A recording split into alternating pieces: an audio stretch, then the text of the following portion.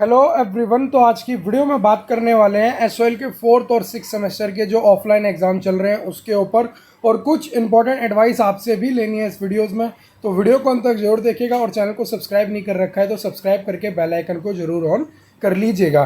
तो भाई सबसे पहले आप अपनी स्क्रीन पे देख पा रहे होंगे एक जो ये है दिल्ली यूनिवर्सिटी की एग्जामिनेशन की फ्रंट शीट है। जैसे आप अपने ओपन बुक एग्जाम में फ्रंट शीट तैयार करते थे, ऐसे ये जो अब आपके ऑफलाइन एग्जाम हो रहे हैं तो दिल्ली यूनिवर्सिटी से ही आपको जो है शीट्स मिल रही हैं इस टाइम। तो उसके लिए ये फ्रंट शीट है। मैंने कहा एक बार आपको मैं इसका भी एक बार डेमो दे देता हूँ, ठीक है। अब जो फ्रंट शीट है इसमें क्या क्या आपको लिखना होता है देखिए मैं आपको बता देता हूँ। सबसे पहले एक ऊपर मैंने एक जगह रेड का मार्क पहले ही कर दिया। देखिए वहाँ पे क्या होता है, आपका एक सीरियल नंबर होता है शीट का, जिसमें आपके जो इन्विजिलेटर होते हैं वहाँ पे वो आपके लिए एक मतलब एक जो कहते हैं अटेंडेंस शीट लाते हैं, उसमें आपको वो अपना सीरियल नंबर जो आपका ये शीट पे मैंने यहाँ पे इसको ढक रखा है वो लिखना होता है और अपने सिग्नेचर करने होते हैं।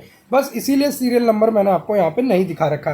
बाकी दिल्ली यूनिवर्सिटी आपको ऊपर ही दिख जाएगा, यूनिवर्सिटी ऑफ दिल्ली। सबसे नीचे आपको सबसे पहले लिखना होता है अपना डेट ऑफ एग्जामिनेशन। फिर एग्जामिनेशन में आप लिखते हैं अपने कोर्स का नाम, सब्जेक्ट में जिस सब्जेक्ट का आप लोग नाम दे रहे हैं, पेपर नंबर आपको जो है एक क्वेश्चन पेपर पे वो क्वेश्चन पेपर पे भी नहीं, पेपर नंबर जो होता है वहाँ पे आपके जो एग्जामिनेशन हॉल में जो टीचर उपलब्ध होते हैं, जो प्रोफेसर्स होते हैं, वो आपको बताते हैं कि पेपर नंबर में आपको कोई 4 डिजिट का वर्ड्स होते हैं, 4 डिजिट के कोई आपका डिजिट होते हैं 4 डिजिट, वो आपको बताते हैं, ठीक है, आपका जो पेपर नंबर होता है। और ऑप्शन इफ एनी आपको इनमें कुछ भी नहीं भरना होता। नीचे आप देख रहे होंगे एक स्टैंप लगी होगी आपको, एक तो ऊपर कॉलम होगा रोल नंबर का, लेकिन एक नीचे कॉलम होगा रोल नंबर और यूनिक पेपर कोड का। इसमें आपको अपना रोल नंबर और पेपर कोड लिखना होता है, जो आपके एडमिट कार्ड पे और आपको क्वेश्चन पेपर पे भी देखने को मिल जाता है। नेम और आपको यहाँ पे सिग्नेचर वाले कॉलम में कुछ भी नहीं करना है, जो वहाँ पे प्रोफेसर्स उपलब्ध होते हैं वो करते हैं, वो अपना नाम लिखते हैं और जो अपने सिग्नेचर्स हैं वो लोग करते हैं, ठीक है। तो ये था आपका फ्रंट शीट का डेमो। इसके बाद जो है अगली शीट पे आप अपना एग्ज़ाम जो है वो शुरू कर देते हैं। अब थोड़ी इंपॉर्टेंट बात करते हैं। देखिए इस साल आपको याद होगा एग्ज़ाम के जब आपके होने वाले थे ऑफलाइन एग्ज़ाम, उससे पहले ही यूनिवर्सिटी ने कुछ गाइडलाइंस रिलीज़ करी थी ऑफलाइन एग्ज़ाम के लिए, जैसे कि आपको कुछ रियायत दी गई थी।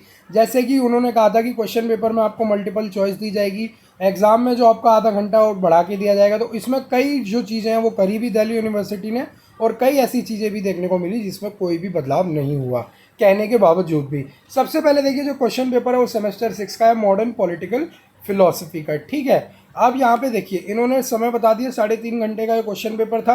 यहाँ पे क्या था, आपका जो पहले पेपर होते थे वो 3 घंटे के होते थे, लेकिन इस बार जो है एग्ज़ाम 3.5 घंटे का हुआ, तो आधा घंटा यहाँ पे जो एक बात कही गई थी वो बढ़ गई, ठीक है। अब इसमें क्या लिखा है देखिए, 4 पॉइंट लिखा है क्वेश्चन पेपर में। सबसे पहले तो आपका अपना रोल नंबर लिखना है इसी क्वेश्चन पेपर पे टॉप पे। फिर इन्होंने कहा है आपको जितने भी क्वेश्चन हैं उनमें से 4 क्वेश्चन करने हैं। All question carry equal marks, जो भी आप 4 क्वेश्चन करेंगे वो सभी इक्वल मार्क्स के होंगे। और जो आपका पेपर है वो 75 नंबर का, यानी जो आपकी एक क्वेश्चन की वैल्यू निकल जाएगी वो निकलेगी कुछ 18.75 करके समथिंग, ठीक है। और इन्होंने आखिरी पॉइंट में क्या लिखा है, आंसर अगर आप मान लीजिए हिंदी या फिर इंग्लिश आप किसी में भी लिख सकते हैं, लेकिन जिसमें आप लिख रखे हैं, जैसे आपने मान लीजिए पहला क्वेश्चन इंग्लिश में करा है तो बाकी भी 3 आपको फिर इंग्लिश में ही करने होंगे। अगर आपने पहला हिंदी में करा है तो बाकी 3 भी फिर आपको हिंदी में ही करने पड़ेंगे। अब देखिए यहाँ पे जो आपका क्वेश्चन नंबर 1 आया था बी ऑनर्स पॉलिटिकल साइंस का, ये क्या था कि मनुष्य का स्व अर्जित संरक्षण से उभरना ही प्रबोधन है। प्रबोधन के संबंध में कांट के विचारों के संदर्भ में इस कथान की व्याख्या कीजिए, ठीक है। ये था आपका क्वेश्चन नंबर 1। यहाँ पे बस जो है मैं क्वेश्चन रिवाइज कर रहा हूँ ताकि आप लोगों का जो आइडिया है वो लग जाए कि सभी क्वेश्चन पेपर सेम थे या नहीं। दूसरा प्रश्न था 18वीं शताब्दी के नारीवाद के संदर्भ में मैरी वॉलस्टोनक्राफ्ट की रचना a vindication of the rights of women के महत्व की विवेचना कीजिए। यह था आपका दूसरा क्वेश्चन। तीसरा था आपका असमानता के संदर्भ में रूसो के विचारों का आलोचनात्मक विश्लेषण कीजिए। यह तीसरा प्रश्न था आपका।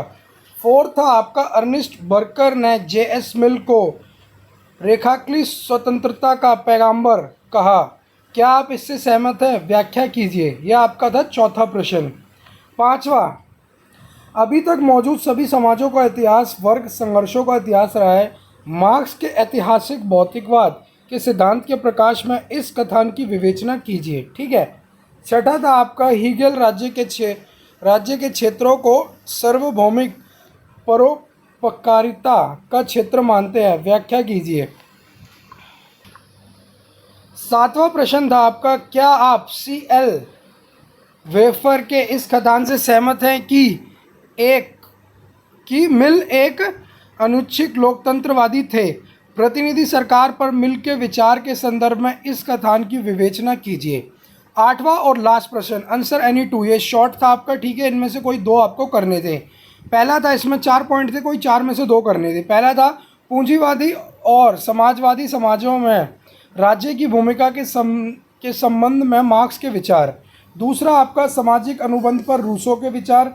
तीसरा था उपयोगितावाद पर मिल के विचार। और चौथा था आपका नारीवाद पर वॉलस्टोन क्राफ्ट के विचार, ठीक है। ये 8 प्रश्न थे आपके। अब इससे एक तो ये हो गया, देखिए जो यूनिवर्सिटी ऑफ दिल्ली ने कहा था कि क्वेश्चन पेपर में मल्टीपल चॉइसेस दी जाएगी, वो बिल्कुल भी नहीं दी गई। यूनिवर्सिटी ने यहाँ तक कि अपने जो एग्ज़ाम पैटर्न में कोई बदलाव तक भी यहाँ पे नहीं किया है।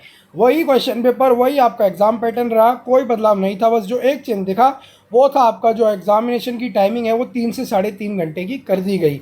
और अब रही बात, देखिए जो इसका निचोड़ निकलता है, बाकी पेपर कैसा था। पेपर मैं कहूँगा ज़्यादा टफ नहीं था, नॉर्मल ये था। मतलब ना इसे ज़्यादा इजी कहेंगे ना ज़्यादा हार्ड कहेंगे, एकदम वो कहते हैं ना नॉर्मल लेवल का था इसे, या फिर इजी की कैटेगरी में भी हम डाल सकते हैं। कोई इतने जो क्वेश्चन है वो घुमा फिरा के नहीं दिए गए थे, सिंपल जो क्वेश्चन थे वही बनाए गए हैं यहाँ पे, ठीक है। तो उम्मीद करता हूँ आपको जो वीडियो है वो पसंद आई होगी। अगर कुछ भी इन्फॉर्मेशन इस वीडियो में अच्छी लगी हो तो बताइएगा। और बाकी रही बात, अब एक इंपॉर्टेंट इन्फॉर्मेशन जो एडवाइस है या फिर इससे मैं कह सकता हूँ जो आपसे लेनी है, आप बताइए कि आपको जो आने वाले जो एग्ज़ाम चल रहे हैं उन पे क्वेश्चन पेपर्स की वीडियो चाहिए या फिर नहीं है। आप लोग मुझे कमेंट बॉक्स में ज़रूर बता दीजिएगा कि ताकि जो भी आपके एग्ज़ाम हो रहे हैं उन पे मैं वीडियोस बना सकूं। ये वीडियो पसंद आई है तो लाइक शेयर करके चैनल को जरूर सब्सक्राइब कीजिएगा। तब तक के लिए धन्यवाद। आपका दिन शुभ हो।